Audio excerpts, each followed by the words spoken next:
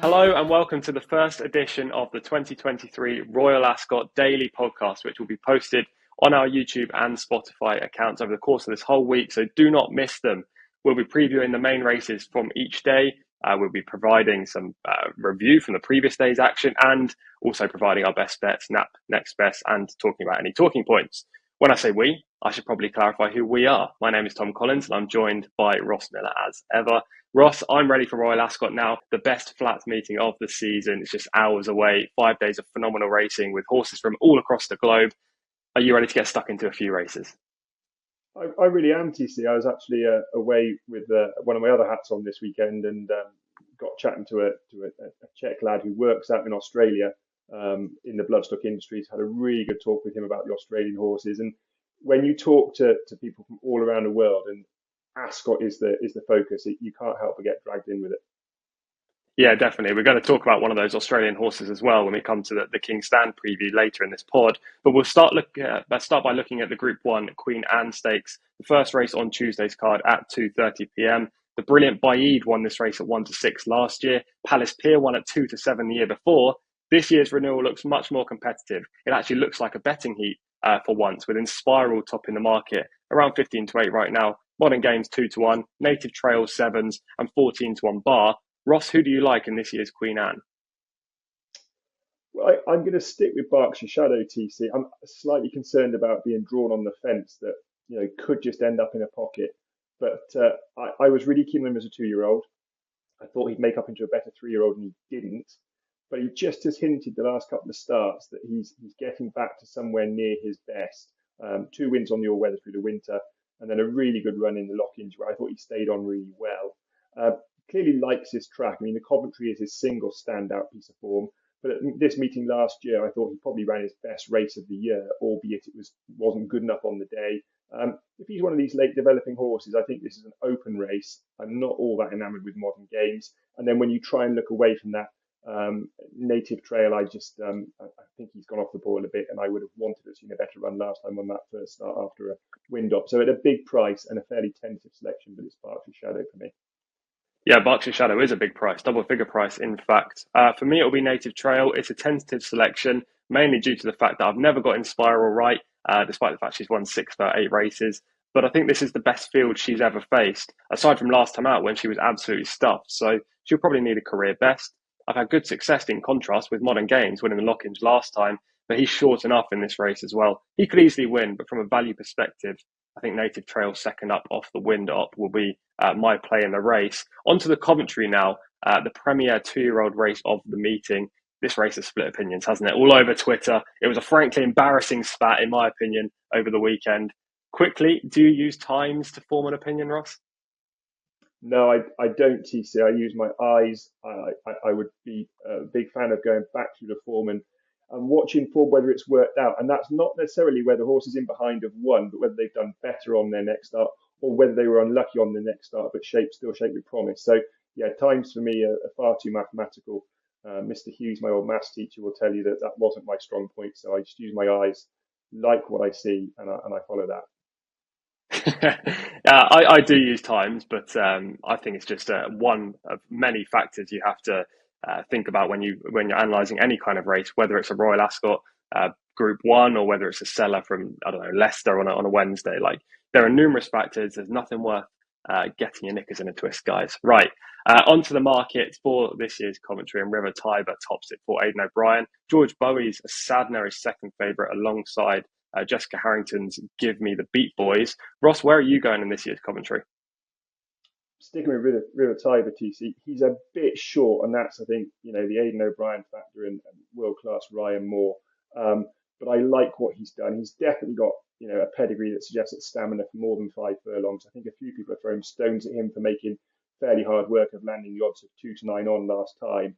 But I like that he rolled his sleeves up and got down and battled. And I thought he was ultimately a very cosy winner. And I think that experience is going to stand him in good stead. Conversely, I'm just not sure Sadner had a race last time. He did it very easily. And when you watch it back, although he was ultimately a very, very easy winner, I thought he got a little bit outpaced just in the mid part of the race. And if that happens here, I think he's going to have it all to do. And this worth pointing out the second, although he was 12 lengths back, he was beaten 10 lengths on his next start. So I can easily overlook a Sadner. I like River Tiber. I think he's got shades of Little Big Bear, and I'd be keen to see him now stepping up to 6 furlongs. Yeah, I completely agree with your viewpoint there. River Tiber for me as well. I think he's the standout. I loved his debut. Aidan O'Brien knows what it takes to win the Coventry, having 2 victories in the last 7 years. And albeit there have been two short price losing favourites for Aidan, I think River Tiber is one of the best he's sent to this race. I'm also going to have a few quid on Bucanero Fuerte. His turn of foot to join the leader on debut I thought was quite sparkling. Hasn't been seen for a while, but he shouldn't be overlooked for a team that's desperate for a win at this meeting. Ross, was there anyone at a bigger price that you were keen on in the Coventry? Yeah, I mean, it's wide open, but there's two at decent price I like. The Charlie Hills trained Chief Mankato. I thought he ran a really good race at Windsor last time, and that race has worked out well. I thought it was a decent race before it was run. The second and third have both won since. And then at an even bigger price, the Andrew Balding trained Spanish Phoenix. Andrew Balding knows what it takes to win this. Won it 2 years ago with Berkshire Shadow. And again, this horse has got 2 runs under its belt. I like that. It's got pedigree for further than the 5 furlongs it won over last time. And his run, Kempton on debut, you can put a line through that. He just didn't handle the bend at all, but still shaped promising, I thought. So around about 50, maybe even 66 to 1, I thought he was definitely worth having on side.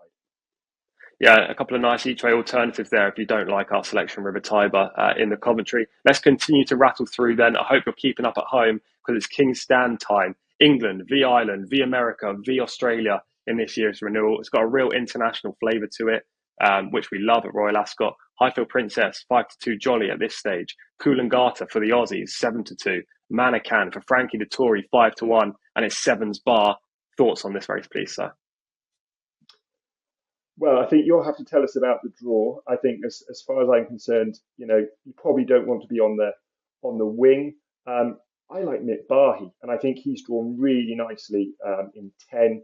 He can follow the pace. He's drawn pretty close to Highfield Princess, who will probably be one of the pace angles, I would imagine. I just think we've not seen the best of Mick Barhy yet. Fast ground, strong pace, finishing late over a stiff track. All his best runs have been at Sandown, stiff finish. Ascot's got stiff finish too. I don't think this division has got all that much depth to it. I'd be keen on him.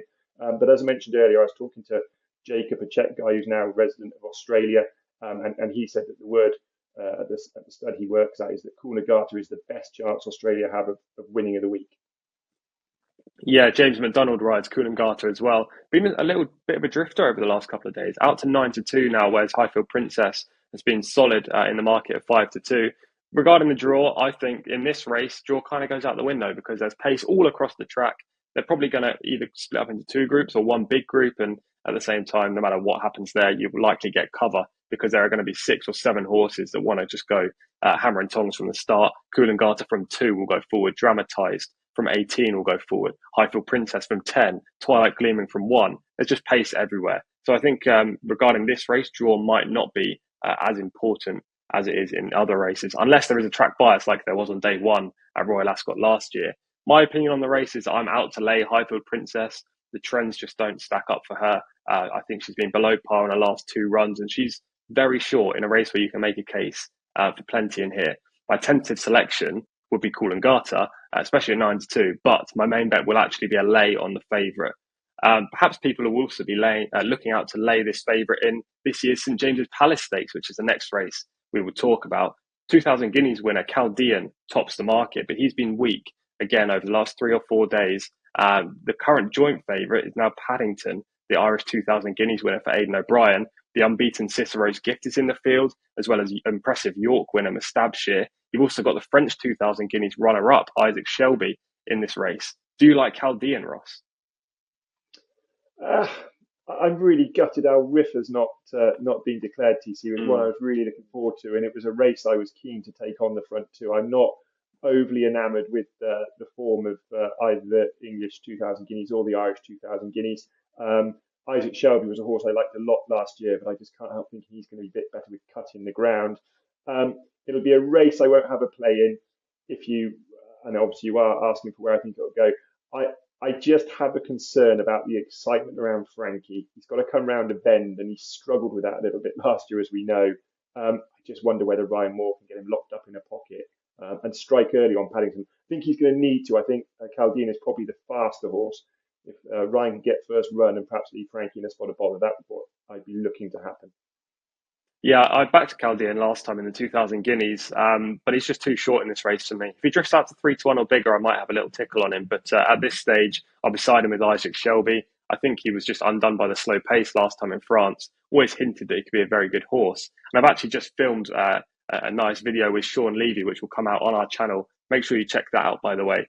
He said, I know he's not riding Isaac Shelby this time around, but he has in his previous 5 starts. He said they haven't really found the key to him yet, but he's got plenty of ability. And last time out, he was better than the finishing position suggested, and he could have a chance in this year's St James's Palace. Now, that's the 4 major races covered on day 1 at Royal Ascot in quick time.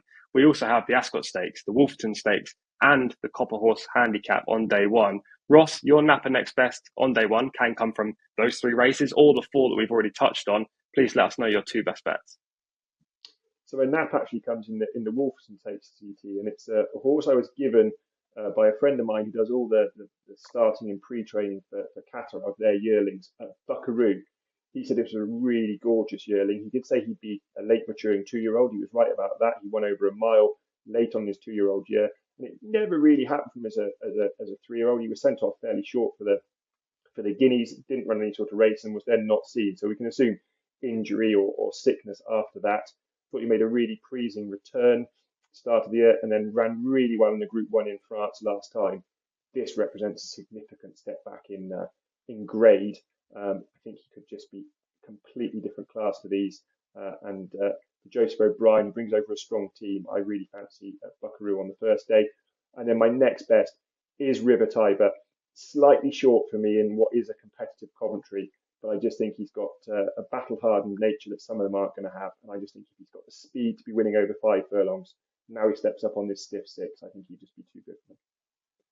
Yeah, Buckaroo, Ross's nap in the Wolferton at 5:35 on Tuesday is currently 15-2, and his next best, River Tiber, in the Coventry Stakes for 3:05 on Tuesday is currently 15-8 favourite. I'm going to take a tentative approach on Tuesday. My main bets this week are going to be on Wednesday and Thursday, so don't miss the upcoming pods in this mini-series this week.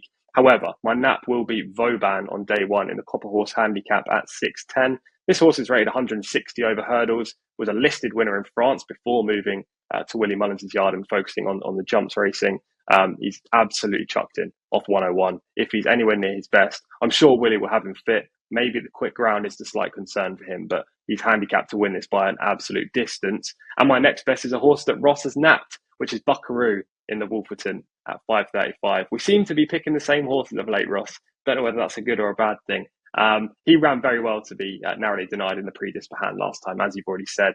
His prior form's really strong, and he's got a wicked change of gear. This drop down in class should see Buckaroo go very close. Thank you very much for tuning into this Day 1 Royal Ascot 2023 podcast. A lot to cover. Hopefully we've gone through it in quick time and you've managed to keep up with us. Please whack a like down below on YouTube if you enjoyed the video, and subscribe as well so you don't miss any of the remaining podcasts over this week. SBK has a tasty offer as well for new and existing customers. You'll get a £5 free bet at Royal Ascot when you place £10 on racing multiples this week. Do not miss out on that. Thank you, Ross, for your selections. Best of luck on day 1. Best of luck to you guys at home. We'll see you tomorrow.